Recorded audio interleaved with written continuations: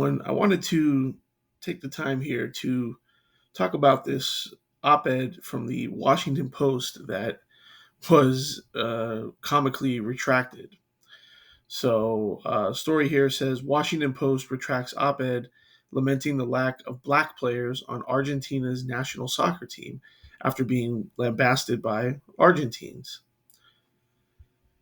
So it says, due to editorial bias, the Washington Post had to retract an opinion piece that it criticized Argentina for not including any black players in their World Cup lineup.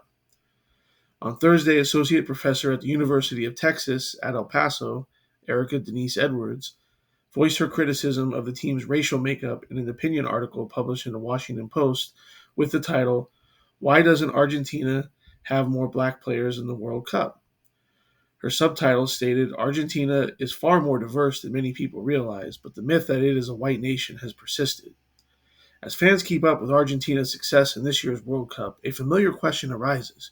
Why doesn't Argentina's team have more black players? In stark contrast to other South American countries such as Brazil, Argentina's soccer team pales in comparison in terms of its black representation, Edward wrote.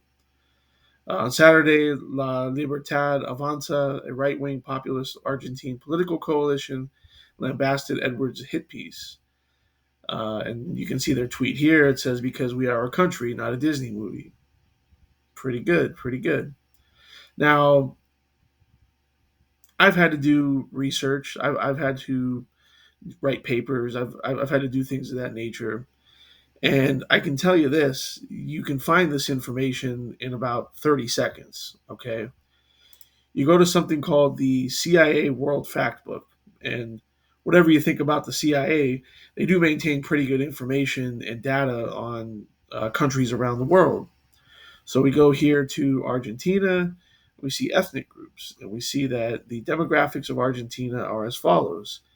European, and in parentheses here it says mostly Spanish and Italian descent, and mestizo, which is mixed European and Amerindian ancestry, is 97.2% of Argentina's population.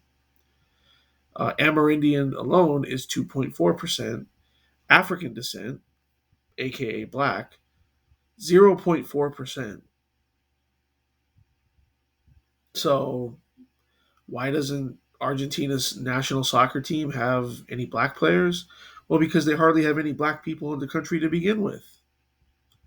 I found that out in 10 seconds.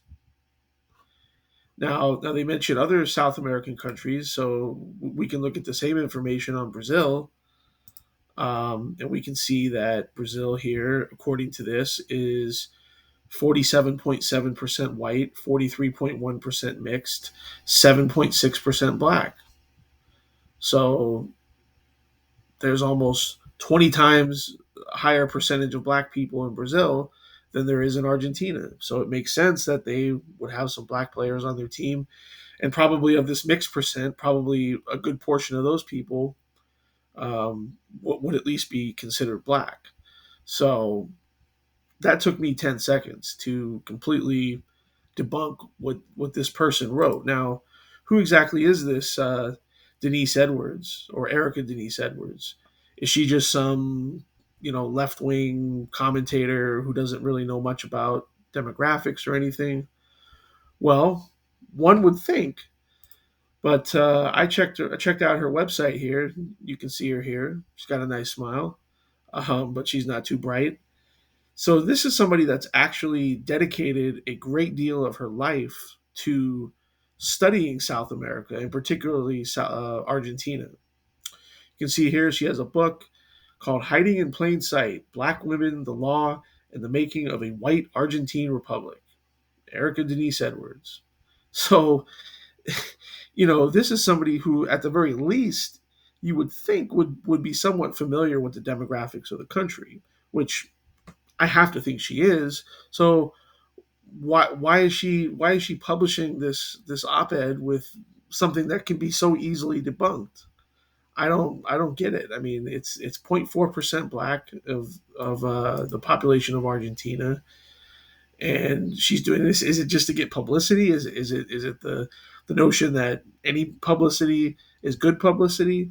I don't know, but I mean, this is somebody who is, I believe, an associate professor of Latin American studies at the University of Texas at El Paso.